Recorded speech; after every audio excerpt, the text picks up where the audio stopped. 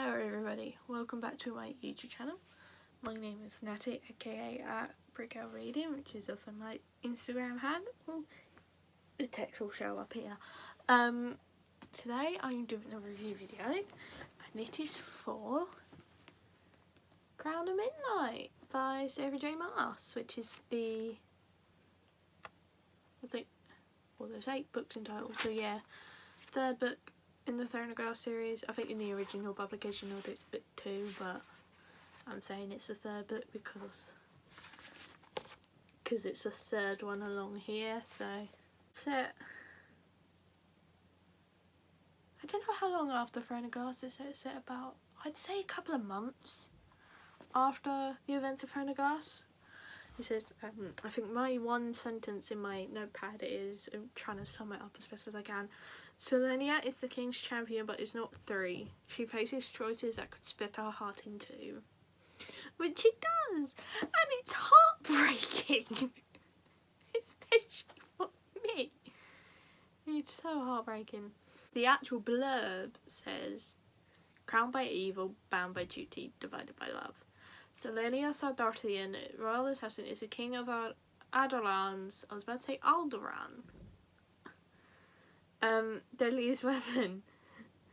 She must win her freedom through his enemy's blood, but she cannot bear to kill for the crown. And every death Selenia fakes, every lie she tells puts those she loves at risk. Torn between her 2 protectors, a captain and a prince, battling a dark force far greater than the king, Selenia must decide what she will fight for, her liberty, her heart, or the fate of a kingdom. Let me tell you, this book was heartbreaking, which I'll get more in a sec. I started this reading log, started 27th of April, so at the end of the month. Finished 4th of May, so it took me about a week to read this, 7 days in total. Don't know why I keep doing that, but okay. There's a warning, there will be spoilers from now on because these notes I made whilst I was reading it, so yeah. Roland is given, there's a character introduced in this called Roland, who is the cousin of Dorian. Dorian Havillard, I think he's his cousin. He gave me some creepy vibes. You don't see much of him in there, you don't see him at all in Era 5. I think he's briefly mentioned, but I have a feeling he'll come back. But I didn't. He gave me creepy vibes. There was something off, not quite right.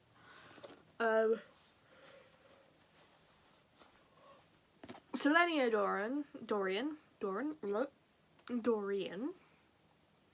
broke my heart, because if you've read Throne of Glass, you'll know that Selenia and Dorian kind of get together in that book. They break up right near the start of this book, if I'm remembering rightly.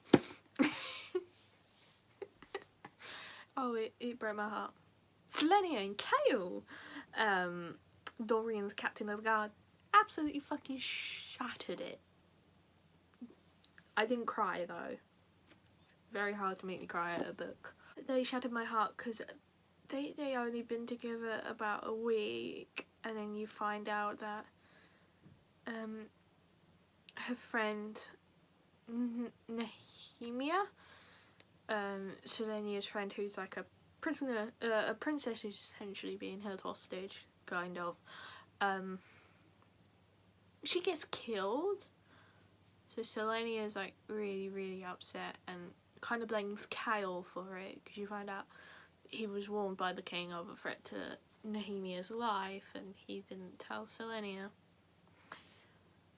But then you also find out the whole thing was kind of being manipulated by this guy you meet in the book called Archer Finn, and he did it essentially to drive a wedge between Selenia and Kale to get Selenia on Archer's side, and actually it doesn't work. I feel so bad for Dorian in this book. He did not have a good time at all. I feel more bad for him in Queen of Shadows than Heir of Fire though. Oh. Yeah, part of Heir of Fire is just so sad for Dorian. Or the end quarter. Third. I don't know. There's a side character that gets introduced called Rena, who is opera singing. She's only in it for about a chapter, maybe 2. She's basically like a singer, and you find out that she gets arrested because she, at the birthday party of Dorian's little brother, who's a piece of shit, she sings a song about old fairy legends, which in the world of Throne of Glass has been outlawed. It's been banned. She gets executed and tells the king before she gets executed, "You killed my entire family, so I trained to become the best of the best singers to be invited to your castle and to sing that song." I was like, I know you're gonna get killed, because she wanted justice. She basically did it. She wanted justice for her family. In my book, I have put, and the cunt of the king killed her.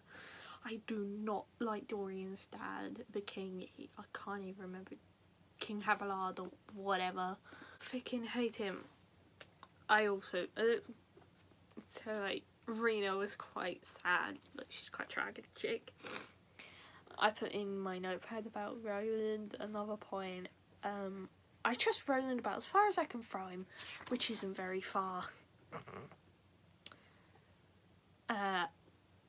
Dorian is kind of hinted at in this book that Dorian has magic in him, which he finds quite scary because of the fact his father hates magic. Like, he's completely banned it, he's like suppressed it somehow. You find out a little bit more in Heir of Fire about how he suppressed it all, which is quite sad. And a point on Nehemia's death, I don't think she deserved to die. Like, she didn't need to die at all, in my opinion. But Selenia's, I can kind of understand in a way, but it feels kind of, I want to say Phrygian, but I know that's when a woman is killed off to further the story in like the view of the man. So I'm like, is that Phrygian? I don't know. But yeah. But Selenia's reaction was just heartbreaking. Like, she tried to kill Kale. Like, I felt bad. I feel bad for Selenia, I feel bad for Kale, I feel bad for fucking Nehemia for getting killed.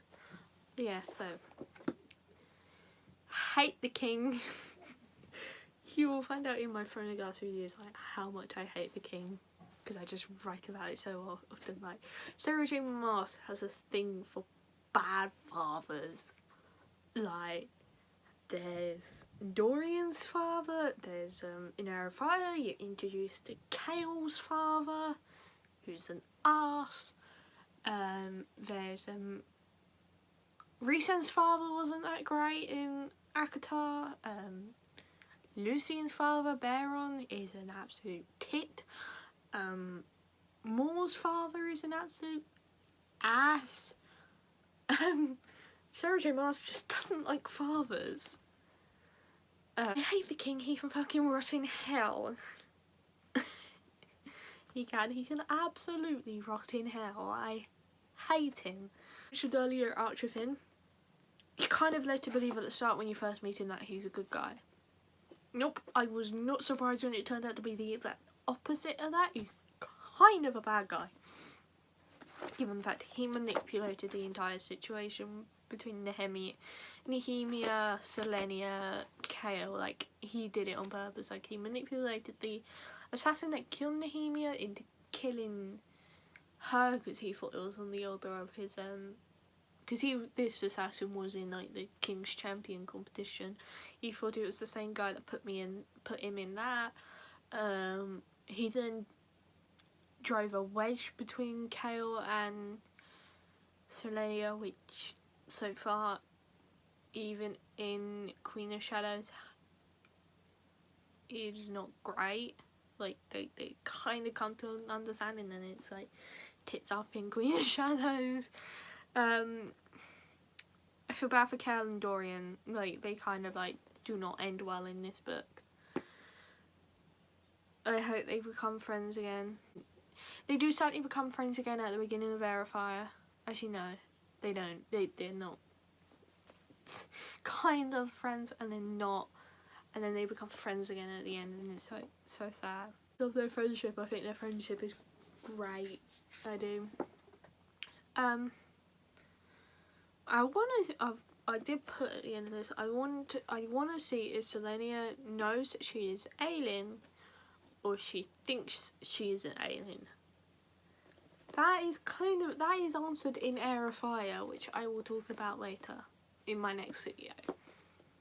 So yeah. As for my rating, don't worry guys, spoilers are over now. 4 out of 5 stars for me. This was really, really good. I again really recommend the Throne of Glass series. So yeah. Don't ask me what the fuck that is. Read Throne of Glass series. I was about to say Crown of Midnight, but then like, no. Crown of Midnight's like the 3rd book in the series, so read the series, it is good. I'm also kind of glad that I read ACOTAR before this. Like, I love ACOTAR. I can't wait for the next book in that series. Yeah, so see you guys soon. Hope you stay safe, hope you stay well, and stay reading, I guess. Bye.